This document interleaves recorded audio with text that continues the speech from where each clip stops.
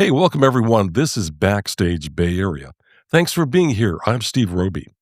Today we're joined by legendary pianist Monty Alexander, a swing master with deep roots in Kingston, Jamaica. Monty has built a career that blends jazz, blues, and Caribbean rhythms into a distinctive sound. He'll be he'll be performing at SFJAZZ on Sunday, March 29th, and we'll also be taking a look at his current release, D-Day, and a new release of the classic tune St. Thomas. Monty joins me now. Hey, Monty, welcome to Backstage Bay Area. I'm pleased to be with you, Steve. Thanks for this moment. All Yes, right. sir. I understand I'm reaching you in New York. That's right. All Living right. here. All right. Yeah. I'm glad to have you on the show. Me too. We might have some new listeners tuning in who might be unfamiliar with your music. I know. So, could you give them a quick overview of your musical roots and how you first got into jazz? Good question. Tricky answer because you're a 3-year-old kid growing up. I was born in 1944. I guess I'm a veteran guy. And uh, right away, because my mother had purchased an old piano sitting in the living room, and that piano became my first toy, my favorite toy, like to go play and have fun. And from 3 or 4 years old, I'm playing melodies on the piano, but I'm not playing any specific music. I'm just banging away, man, and making noises. I just love the fact that you could make a sound on an inanimate object, whether it was a, a comb or a rubber band or whatever, that idea of making a sound. So as the years go by, I'm playing melodies. I would go play the Christmas carols. I was developing an ear without realizing it. So my mother would say, play that song. And I said, which one? She started singing it. I'd go to the piano, play it. Because I never really learned to read music. Ah, I never go to the formal school. I had a couple of piano lessons, but I had to run away because the teacher was, slapping my knuckles or something. I ran away from that. So I never took instruction. But all through the years, I hear the radio, man. I hear all kind of music on Kingston's local radio station, Radio Jamaica. I hear popular songs, some classical songs. I hear blues. I hear country western. I hear classic. I have everything. So to me, it's just one word: music, mm, music. mm, And it wasn't jazz. It wasn't this. It was just music, and I loved all of it. So I guess I was like a sponge, just loving that these different kinds of music came. So I had this thing where there are no differentiations, what style, what type, it's just music. So that's good. That's kind of been my cornerstone. And mm. maybe around about the age of 12, I had a big moment when, uh, because first of all, I used to go to the local cinema and see all the artists that came and performed on those stages, the stages there from Mhm. the USA mostly. And I would see the R&B guys, rhythm and blues. I'm talking about Jackie Wilson, Brooke Oh, Benton, wow. Sam Cooke, Yeah. blah, blah. I could go on and on. And then one day, my biggest hero was this man, this jovial man, that when he played his trumpet, the world shook with joy. His name was Louis Armstrong. I Oh, yeah. saw Satchmo. My daddy took me to the concert. I was just about 11, 12 years old.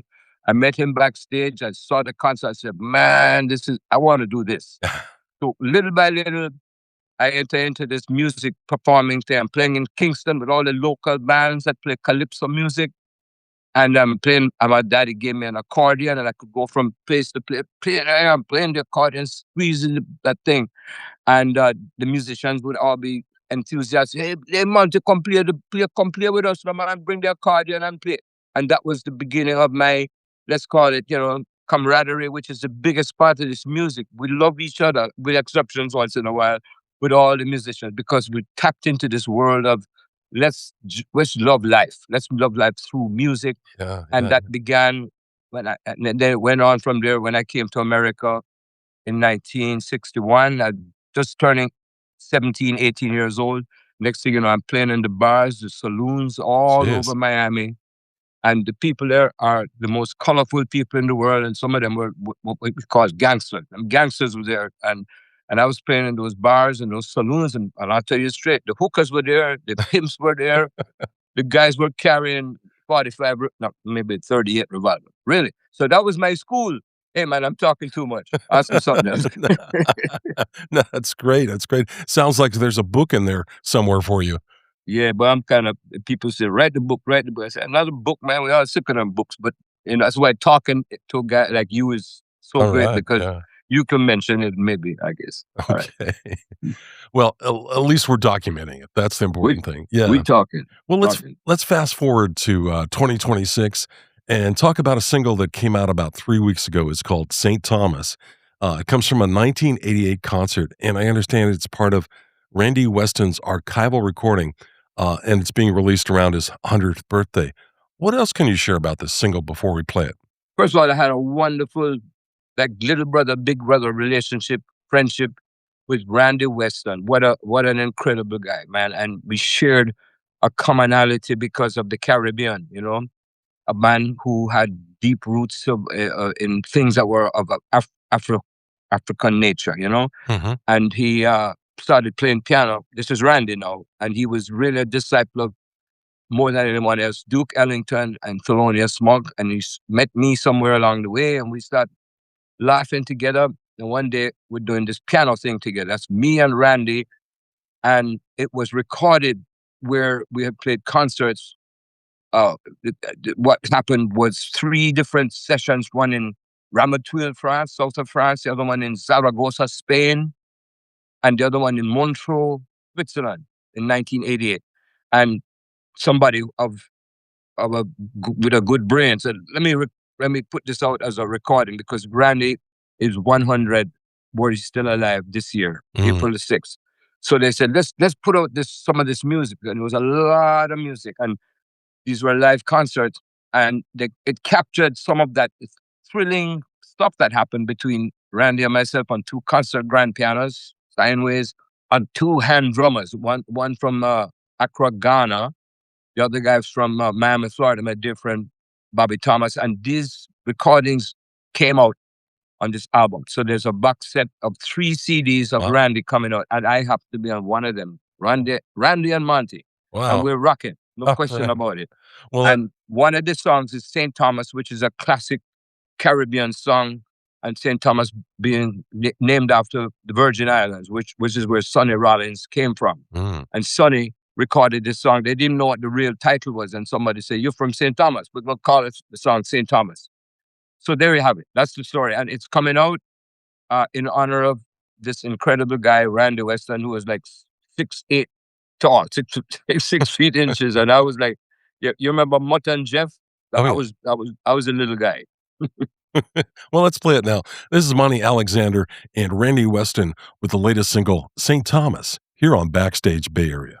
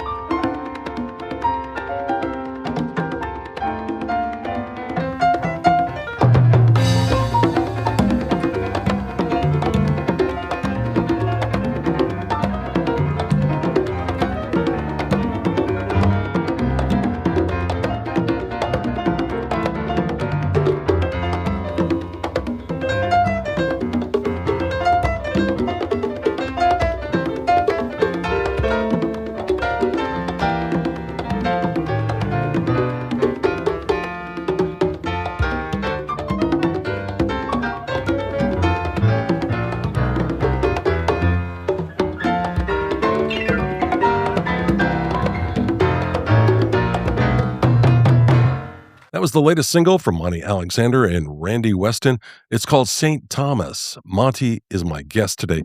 Monty, let's talk about your current album, D-Day. This is a very personal project for you. What did this album mean to you?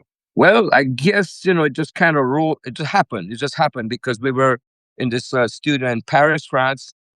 The head of the record company there said, what are we going to do? What are we going to do? I said, I don't know. Because I've made over 80 albums, beginning back in the mid 60s. And what are we going to do? And they realized that I would have been 80 years old. And this is going back a couple of years now because I'm now coming up, I'll be 82. I'm just a kid, man. Oh, yeah. Yeah. So we said, why don't we commemorate this great date in history? So I was actually born on D-Day, June the 6th, 1944. That was the day I was born. And my parents, we were under British colonial influence. This is before the advent of reggae and Rastafarianism that became a world recognized world over as something that's so crucial and so important to a lot of people. We made this record and I decided to just tell a story. So I put these tunes together, some of them my own compositions. It's kind of about telling you the ravages of war, because war is the thing we don't want in the world. War is when people want to hurt each other, take other people's lives. I mean, this is, it's been all through history. And in the nowadays times, we're talking about, bombs and all that. So I'm just a piano player. I said, let me celebrate this event, but also to make the point that we don't want war. We want peace.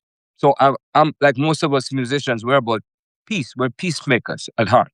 Yeah. So it had depth of intent because it's about preserving life and let us dance together, love one another.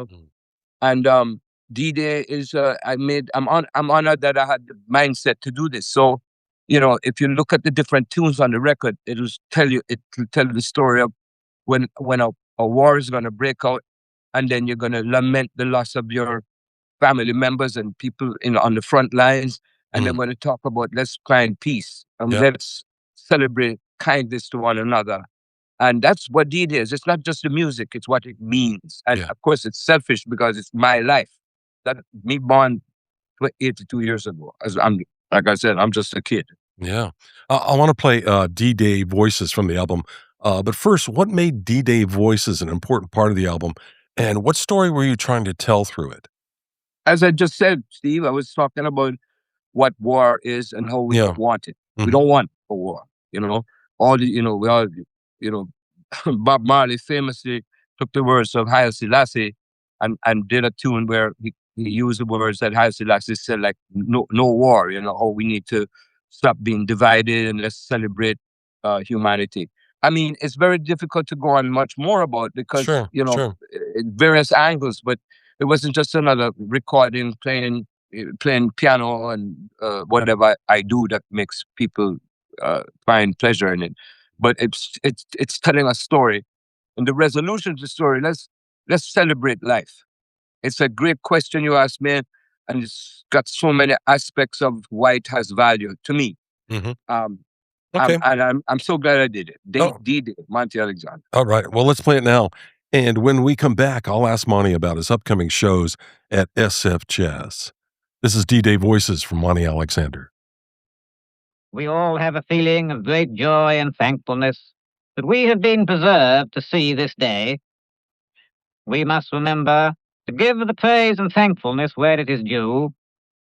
This is the Lord's doing, and it is marvelous in our eyes.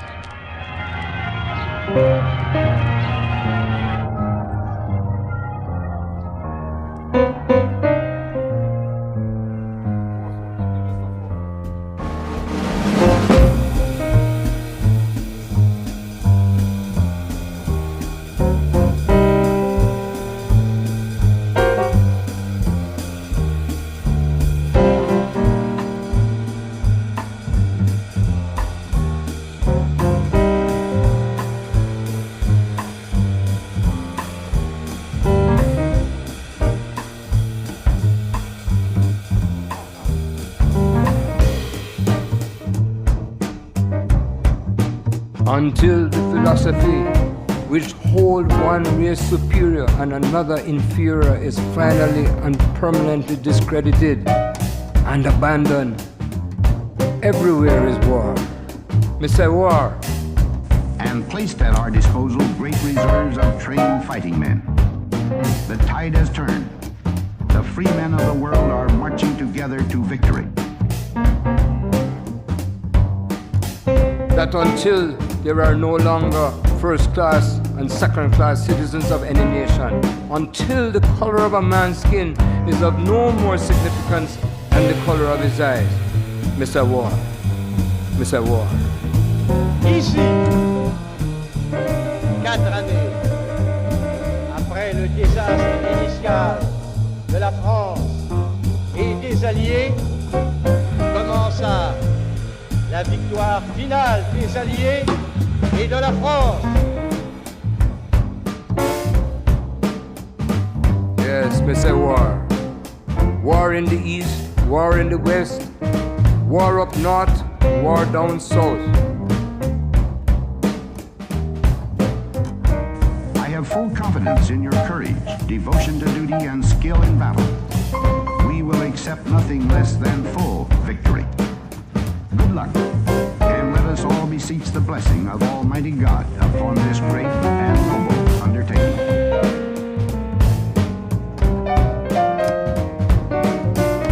War. Rumors of war. Long live the cause of freedom. God save the king.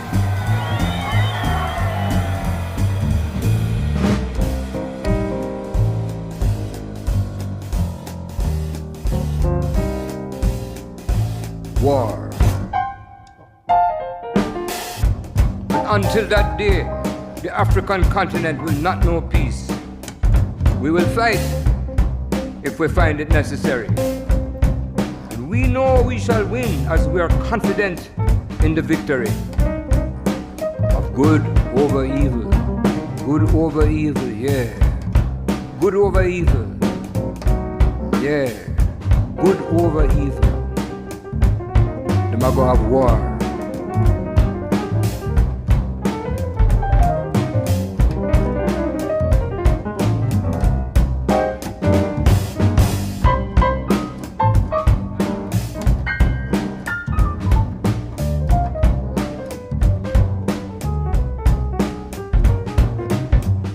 Strife. We need no more trouble.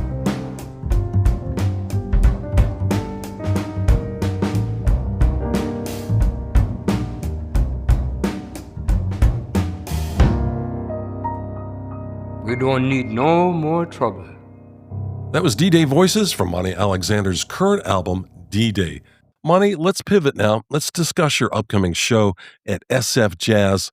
You'll be performing with your trio on Sunday, March 29th. I had to check the calendar, make sure I had the date right. March 29th. Who's joining you on stage for this performance?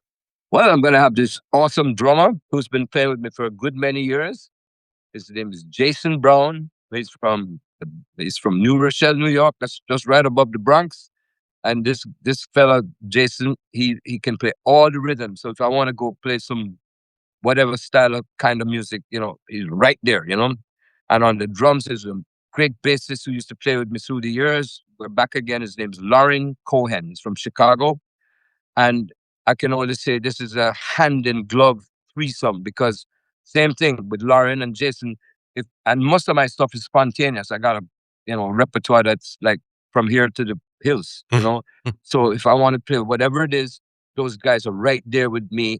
And I have we don't have music paper. What I do is basically all spontaneous. It's coming from the sky. And it's all about in the moment. And the resolution to the music is upliftment and joy. And when I play, I make myself happy. And I look at an audience, and whether it's 10 people or 10,000, we're going to have a rocking good time. All right. And then when I came to San Francisco a little while back, I don't know, a couple of years ago, that's what happened in that little auditorium. The people were grooving, and I can't wait to get back. The piano was magnificent. The sound was great. And I was happy that I came to San Francisco Jazz Festival. Great people. Yeah. and presenting the best music in the world, jazz. All right. Can we look forward to any of the great stories you'll weave in and out of the songs you'll be playing? Well, thanks for asking. My problem in life, if I start telling stories, people in the audience, hey man, shut up, man, play the piano, Ah, because I want to tell stories. And the truth is, man, I'm so filled with these experiences, profound ones. My friendship with Miles Davis, I knew him well. mm, The reason how I got to New York was all because of Frank Sinatra and his good friend Jilly Rizzo. That was in 1963. So my relationship with Duke Ellington, all these men. I mean, it didn't come from. Let me try to be with these people. They came and saw me play. The greatest honor in my life that I'm playing and sitting two tables away is Oscar Peterson. So my heroes were coming to see me and say, "Kid, you're doing a great job."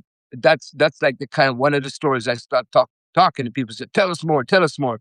But the thing is, I'm a musician. The main thing is I got to play, and then every so often I intersperse an anecdote that is usually people want to hear me talk some more. Hey man, tell us more, tell us more. But at the same time, but you guys paid a few bucks to hear me play piano, and I'm gonna play some piano, and all that's right. what I do. So it's both things are happening, and that's why when I play, it's an experience, music and stories. So, and I do it without any reservations. It's an honor for me to share memories about our history, the music, whether it's Jamaica, reggae, calypso, or it's blues from New Orleans or from Chicago, and all the great men I've known, and the music it's still going. This jazz is America's greatest gift to the world. I think so. I think. Absolutely. I can't wait. And let me remind our listeners, Monty Alexander and his trio will perform on Sunday, March 29th at SF Center in Minor Auditorium. Showtime is 7 p.m. Tickets and additional details are available right now at sfjazz.org. Monty, thank you again for joining me and sharing the music and the stories with us. It's been a real pleasure. I want to say thank you, Steve. Appreciate your time and interest in talking to me today. And I wish you the best. Like, keep rocking, brother. All right. Thank you. Backstage Bay Area will be right back after these messages. Don't go anywhere. Are you a jazz musician preparing for a run in San Francisco? The Backstage Bay Area podcast wants to help tell your story. We are currently filling our guest lineup with the artists keeping the jazz scene alive. If you have dates booked at a local club or concert hall, let's get you on the mic to discuss your latest work. Connect with us directly. Send an email to backstage.sfbay@gmail.com. Just let us know when you'll be playing in San Francisco.